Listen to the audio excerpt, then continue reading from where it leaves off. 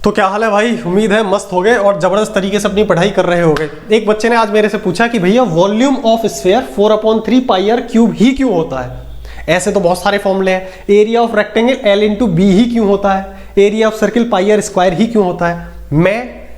अब मेरे दिमाग में ये बात आई कि क्यों ना इस पे वीडियो बनाई जाए। तो मैं कोशिश करूंगा मैथ्स में ज्यादातर जितने भी फॉर्मूले बने हैं वो कैसे बने, कहां से बन करके हमारे सामने आए। मैं कोशिश रहेगी एक एक वीडियो लेकर के आऊंगा और मैं आपको सब चीज समझाऊंगा कि फॉर्मूले कहां से बने हैं। इस फॉर्मूले पे बात करते हैं, volume of sphere 4/3 pi R cube ही क्यों होता है।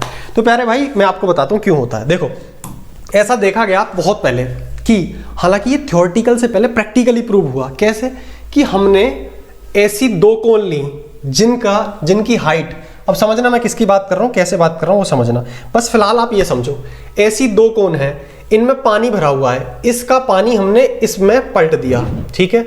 ऐसी दूसरी कोण का पानी इसमें पलट दिया, तो हमने देखा कि इन दो कोनों का पानी जब हमने इसमें पलटा तो एग्जैक्ट पूरा भर गया। इससे हमें क्या पता चला कि भैया इन दो कोनों का जो वॉल्यूम है वो इस स्फीयर के बराबर है। अब इन दोनों की कोनों की कंडीशन क्या है, ऐसा नहीं कैसी भी कोन हो, छोटी बड़ी, इसमें ये था, ऐसा देखा गया कि इसकी जो हाइट है, इस कोन की जो हाइट है, मतलब दोनों सेम कोन है तो इसकी भी हाइट वही होगी। मैंने कहा इसकी हाइट h है, इसकी हाइट h है। जितनी इनकी हाइट थी उतना ही इस स्फीयर की हाइट। स्फीयर की हाइट तो हाइट होती नहीं है, इसको तो हम डायमीटर बोलते हैं, हाँ या ना। तो इसका डायमीटर के बराबर ये कोन की हाइट थी। दूसरी चीज, अच्छा डायमीटर का मतलब क्या होता है, रेडियस और दूसरा रेडियस, दो रेडियस से मिलकर एक डायमीटर बन गया। तीसरी चीज भाई, जितना इनका रेडियस था इन दोनों कोन का उतना ही रेडियस इस स्फीयर का भी था, अरे हाँ या ना। ऐसी कंडीशन में इन दोनों का वॉल्यूम इसके बराबर पाया गया प्रैक्टिकली। अब हम इसको थ्योरेटिकली प्रूव करके दिखाते हैं। देखो, बात कर रहे हैं हम इस वॉल्यूम ऑफ, किसकी बात कर रहे हैं हम, इसमें बात कर रहे हैं volume of sphere, volume of sphere की, हाँ या ना। तो वॉल्यूम ऑफ स्फीयर इन दोनों कोनों के वॉल्यूम के बराबर है। अब मैंने इसका वॉल्यूम क्या होता है, वॉल्यूम ऑफ कोन होता है भैया 1/3 पाई आर स्क्वायर एच, हाँ या ना। अगेन इसका भी volume 1/3 pi R square H, हाँ या ना।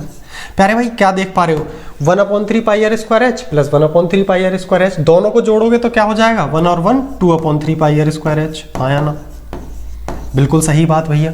अब देखो आगे ध्यान से समझना, अब ये एच क्या है, ये जो h है वो इसके बराबर है कि नहीं, ये जो h है वो इसके बराबर है। और ये है क्या, डायमीटर, डायमीटर बोले तो 2r, r plus r 2r, हाँ है ना। तो जो h लिखा हुआ है, क्या मैं इसकी जगह 2r लिख सकता हूँ, तो आप कहोगे भैया बिल्कुल आप 2r लिख सकते हो। तो ये जो h की जगह मैंने लिख दिया 2r, कोई दिक्कत। अब सॉल्व करो जरा इसको, तो नंबर की नंबर में मल्टीप्लाई करोगे, 2 2 जा 4/3 और पाई की जगह पाई, आर स्क्वायर यहाँ क्या रहेगा, 2 तो मल्टीप्लाई में चला गया, आर इंटू आर स्क्वायर क्या आ गया, आर का क्यूब। बात समाप्त, आ गया फॉर्मूला। बस इतनी सी बात है प्यारे भाई, ये इसलिए बनता है आपका 4/3 pi R cube volume of sphere का फॉर्मूला।